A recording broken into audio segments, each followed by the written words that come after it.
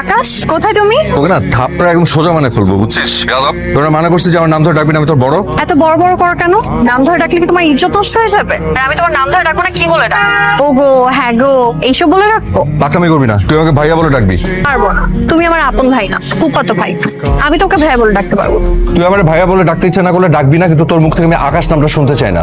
ওকে, তুমি এখন কোথায় সেটা বল। ক্যারাম খেলতেছি, জিতলে কাছে ফ্রি। কাচ্চি আমি খাওয়াবো, তুমি এখন ফুড কোর্টে চলে আসো। পারবো না, পসিবল না। খেলা হচ্ছে যুদ্ধের ময়দানের মতো, যুদ্ধের ময়দানে কে পুরুষ পলায়ন করে না। আচ্ছা, তুমি যুদ্ধ শেষ করে আসো, আমি ফুড কোর্টে ওয়েট করি। আমার কাছে ভাড়া নাই, ভাড়া দিতে হবে। আর তুই যদি আমাকে খাওয়াস তাহলে আসতে পারি। তুমি আসো, দিব।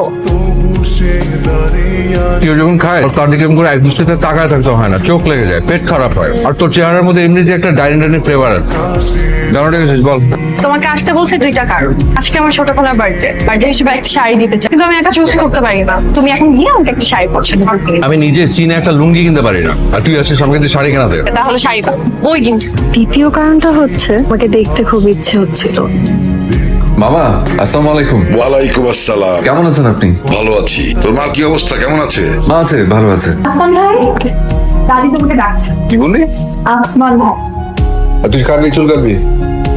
দাদি, এই নাও তোমার হিরো। কেমন আছো নানো?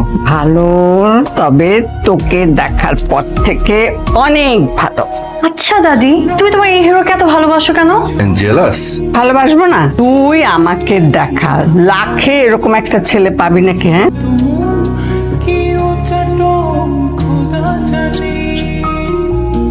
ও আসমান ভাই, আপনি এখানে দাঁড়িয়ে দাঁড়িয়ে আসমান দেখছেন আর সারা রেস্টুরেন্ট আমি আপনাকে খুঁজে মরছি।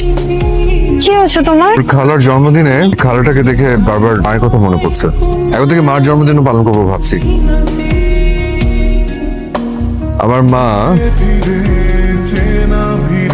আমাদের জন্য সমস্ত শখ। গতকালকে রিয়ার খালার জন্মদিনে গিয়েছিলাম না, ওখানে যাওয়ার পরে আমার মাথায় একটা আইডিয়া আসছে। কিসের আইডিয়া?